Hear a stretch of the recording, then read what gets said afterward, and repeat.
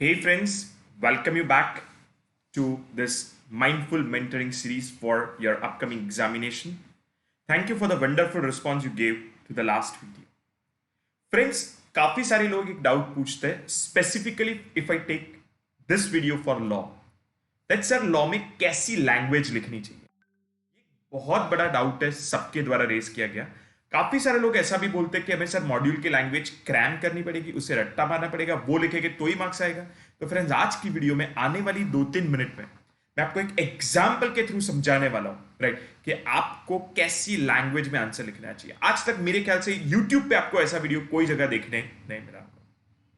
Now let's start with that. A request before that please you subscribe to the channel and press the bell button if you are the first time viewer, and also I request you that if you like this video, please press the like button, it motivates me, and also do comment, right?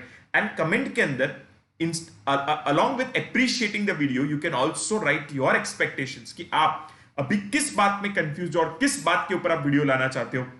I'll bring the video on that. And friends, on this channel there are also various other videos which can be very helpful to you in your student and your professional life. Friends, to start with a quote, someday is not a day of the week. Means कभी भी हमें कोई भी प्रकार का improvement लाना हो, change लाना हो अपने आप में, तो हम हमेशा ऐसा कहते हैं कोई दिन मैं शुरू करूंगा।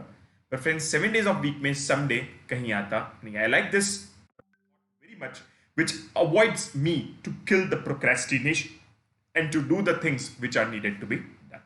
Now coming to our agenda, law के अंदर फ्रेंड्स बेसिकली 4 प्रकार की चीजें होती है। ब्रॉडली देखे तो मैंने एक और वीडियो बनाया है कि आप कौन सी चीजें लर्न करें और कौन सी चीजें लर्न ना करें तो चले, उसमें ज्यादा डिटेल में डिस्कस करेंगे। पर कौन सी चीजें लर्न बाय हार्ट करनी चाहिए, तो डेफिनेशंस यस, मीनिंग तो आपका खुद का होता है, खुद की लैंग्वेज में लिख सकते हो। प्रोसेस में सीक्वेंस याद रखोगे तो चलेगा, पर अंदर अपनी लैंग्वेज में लिख सकते हो। प्रोविजनल्स, रट्टा मारना जरूरी नहीं है, ऑप्शनल है। पर आप बोलते हो सर फिर अगर हम हमारी लैंग्वेज में लिखते हैं तो फिर हमें मार्क्स मिलेंगे। ओके, अब बहुत बड़ा कंफ्यूजन है। कुछ लोग कहते हैं कि मॉड्यूल लैंग्वेज ही लिखनी चाहिए, कुछ लोग कहते हैं लीगल लैंग्वेज लिखनी चाहिए, कुछ लोग कहते हैं अपनी लैंग्वेज लिखोगे तो भी चलेगा। नाउ लीगल लैंग्वेज एंड अपनी लैंग्वेज दोनों का अगर हम मर्ज करें, राइट, तो हम एक लैंग्वेज की ओर आगे बढ़ सकते हैं जो हमारी लैंग्वेज है पर लगेगी लीगल। अब तो सर पता नहीं चला, let's understand, let's take an example. मैंने एक बैर एक्ट का एक पैराग्राफ रखा है यहां पे। If we see the provisions of section XXX जो भी हो, lays down that company as defined in the act shall serve a notice of general meeting convened to all the members of the company at least 21 clear days in advance of general meeting. मान लीजिए ऐसी भारी भारी legal language module में लिखी हुई है, आप इसे रट्टा मार के याद रखना चाहते हो तो I don't mind, but how we should analyse this.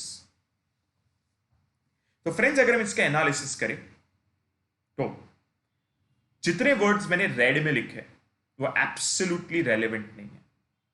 जैसे कि the provisions of lays down as defined in the act, ये जरूरी नहीं है।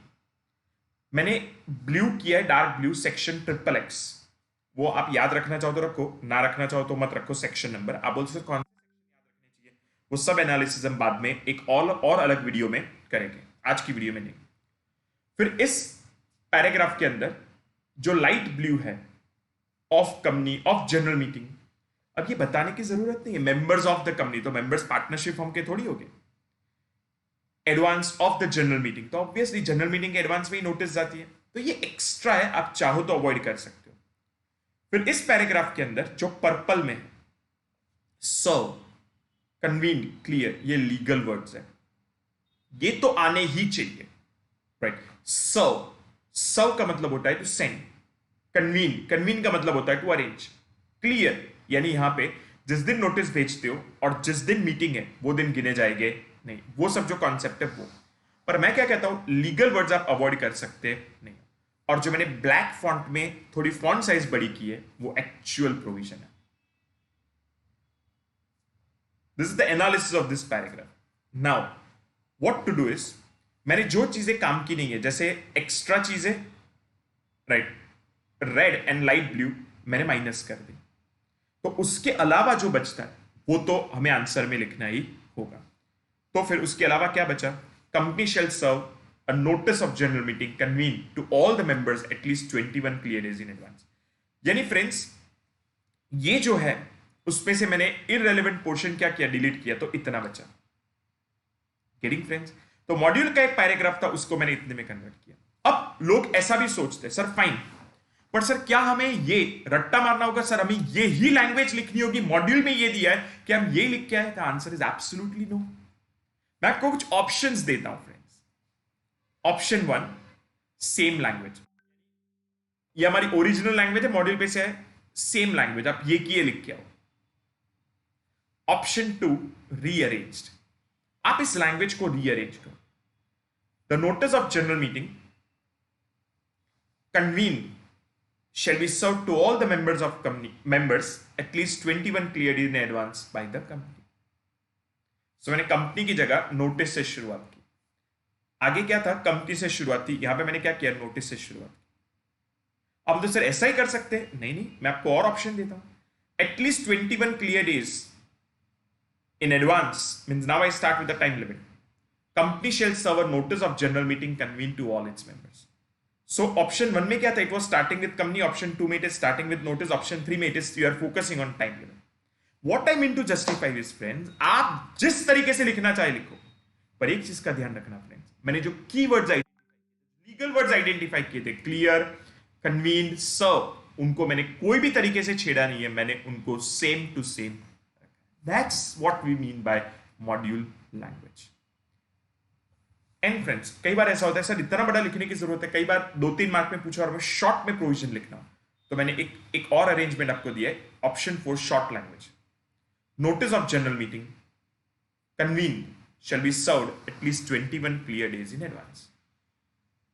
कौन सर्व करता है? कंपनी सर्व करता है, मैंने नहीं लिखा। किसको भेजते? मेंबर्स को भेजते, वो भी मैंने नहीं लिखा। तो कई बार अगर कम मार्क्स का आंसर पूछा हो और आपको फास्ट आंसर लिखना हो, कम लिखना हो, तो आप इस तरीके से भी लिख सकते हो। पर आप देखो, मैंने लैंग्वेज को शॉर्ट किया, पर मैंने जो 3 लीगल वर्ड्स थे उन्हें कभी डेविएट नहीं किया। Serve is used, convinced is used, clear is used. Getting friends? So this is how the things goes friends. Again I remind you, मैं बस 1 या 2 ही दिन में आपके लिए कैसे आप ये 30 डेज में लॉ को रिवाइज करोगे उसका भी वीडियो लेके आऊंगा। काफी सारे और वीडियोस में लेके आऊंगा कि एग्जाम में कैसे प्रिपेयर करना चाहिए एंड ऑल दो stuff. Again I request you, thank you for watching this video.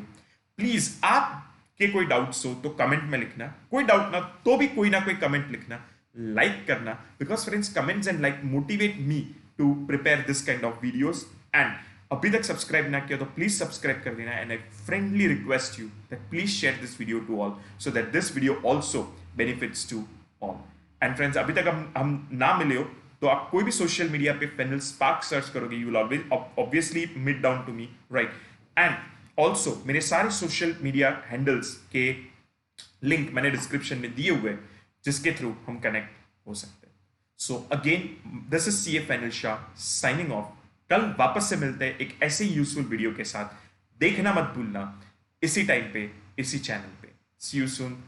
Thank you.